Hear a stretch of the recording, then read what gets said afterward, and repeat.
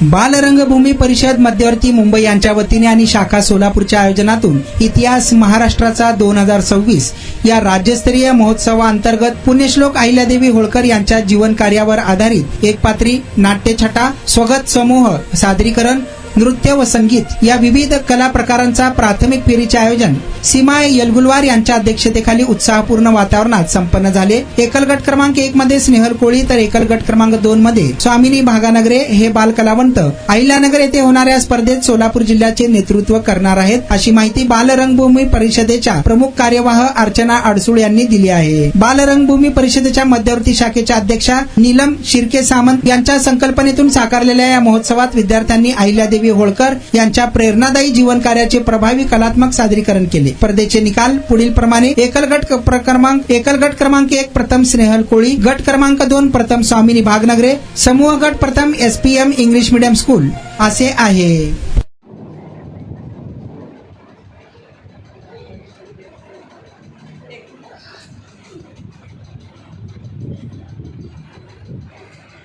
तुम्हाला सर्वांना प्रश्न पडला असेल ना, मी कोणाच्या दृष्टीने एक साधी स्त्री, पण कोणाच्या दृष्टीने होळकर घराण्याची सून, तर कोणाच्या दृष्टीने एक राणी, पण माझ्या प्रजेच्या दृष्टीने मी लोकमाता.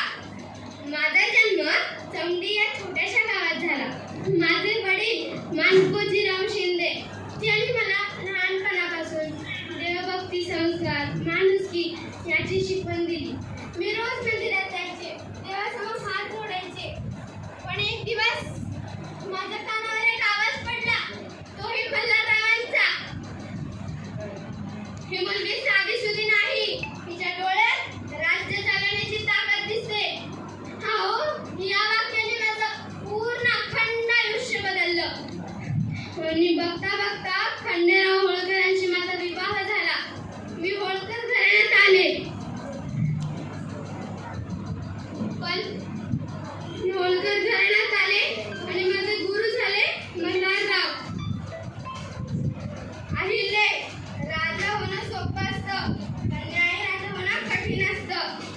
हो, मी ऐकत गेले, शिकत गेले. युद्धनीती, दूर, तलवारबाजी यासारखे अनेक त्यांनी मला शिकवले. आणि आमचा सुखी संसार चालू असताना अचानक खंडेराव माझे सौभाग्य माझ्या डोळ्यासमोर निघून गेले. मी ठरवलं सती जायचं, पण मल्हाररावांनी माझा हात धरला.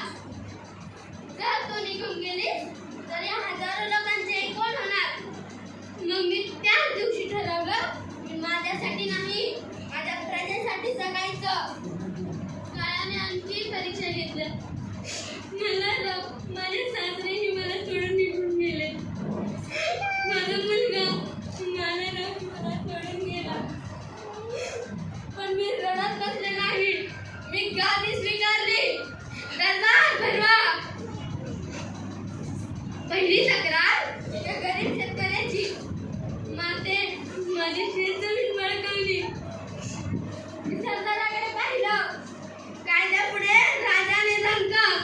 सारखेच न्याय झाला, प्रजेचा विश्वास जिंकला.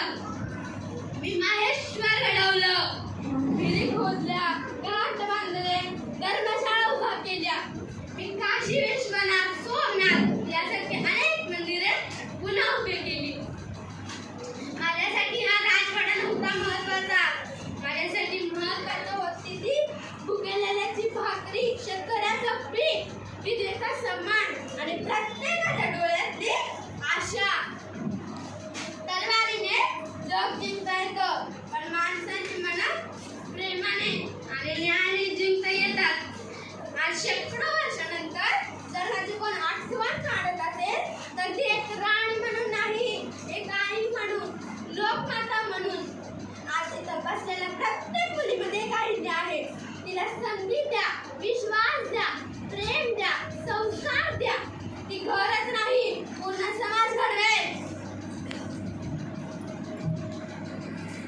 आणि आम्ही काय सुचवू पडेल, एखाद्या दिग्दर्शकाकडे तुम्हाला पाठवू, अनुभवी व्यक्तीकडे पाठवू, ते तुम्हाला अजून काहीतरी गोष्टी सांगतील आणि राज्याच्या त्या स्पर्धेपूर्वी तुम्हाला पॉलिशिंग करून सोलापूरचं नेतृत्व करण्याचं बहुमान जो मिळाला आहे तो अधिक यशाकडे वाटचाल करण्यासाठी आम्ही तुम्हाला सहाय्यभूत निश्चित करू अशी मी परिषदेच्या वतीने ग्वाही देतो.